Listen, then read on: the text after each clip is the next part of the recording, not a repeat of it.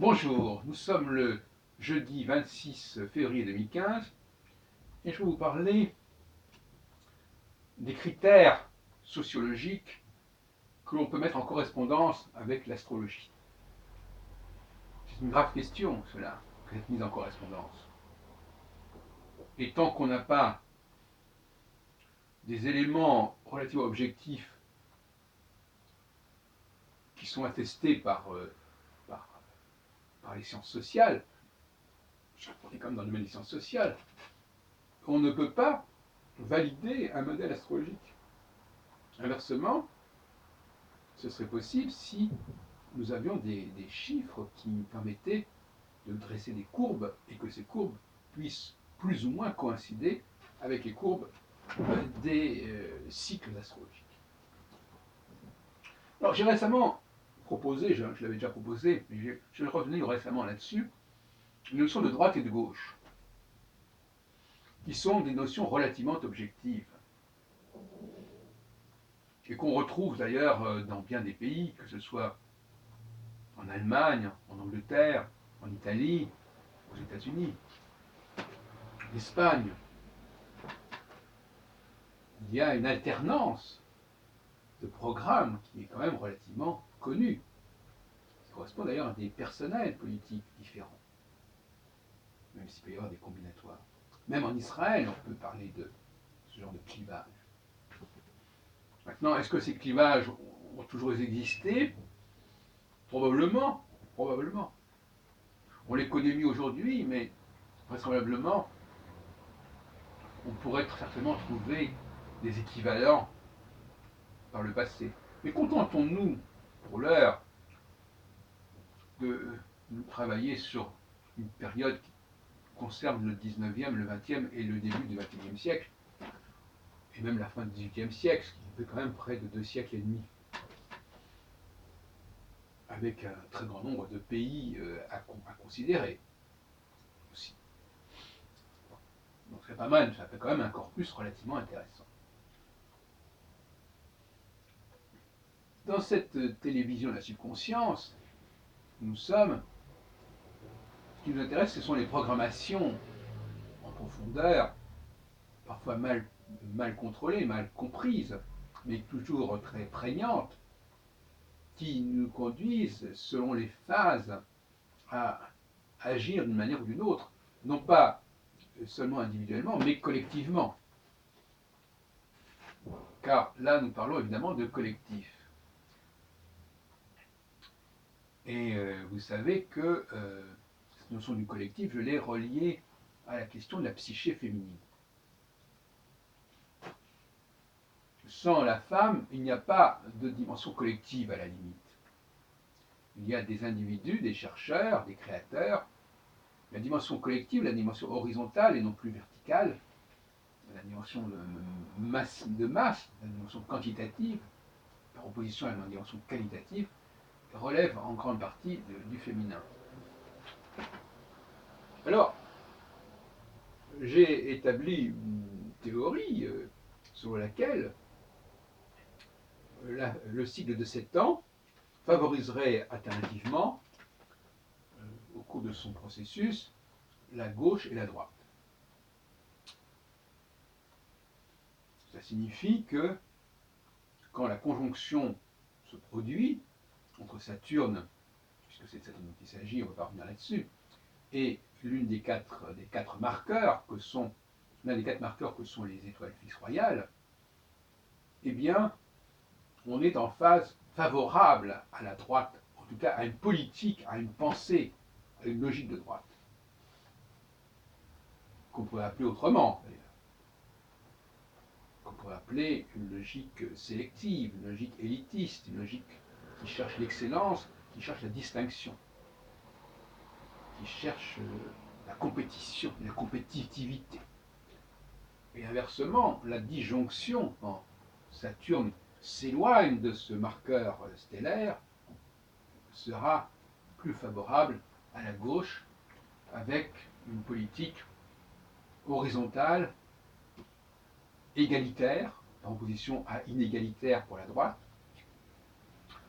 de partage, où la question n'est pas de déterminer qui est meilleur que l'autre, mais de faire en sorte que tout le monde soit logé à la même enseigne. Je soulignerai que ça ne veut pas du tout dire que le personnel politique va changer d'une période à l'autre, mais que son programme, lui, va changer, ou va évoluer singulièrement.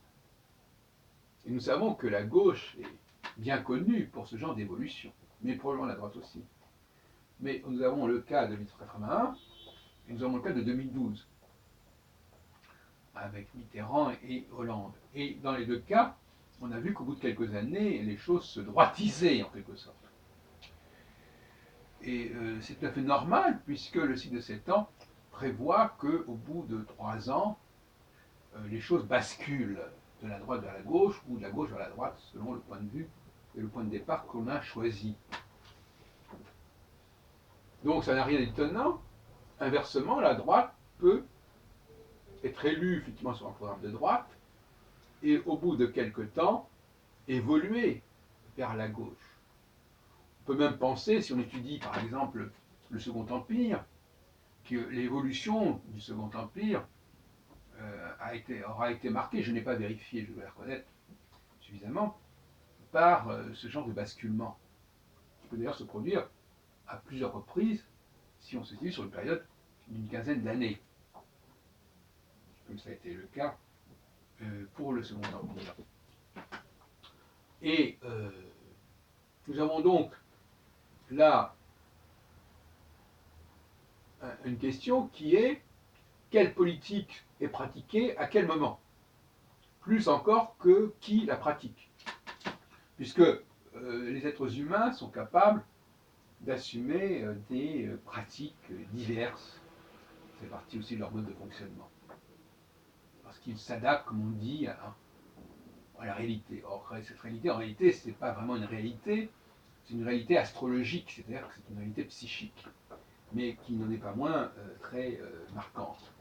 C'est le problème. Quelle est la part de la réalité et de la part de ce que nous projetons sur cette réalité, tout en sachant que cette réalité qui se passe en nous devient vraiment une réalité en soi. Mais c'est un fait social qui n'est pas négligeable aucunement. Donc, j'ai dit l'autre jour que le cycle de 7 ans réservait des surprises sur le plan astronomique parce que il n'est pas totalement régulier, comme aucun cycle d'ailleurs.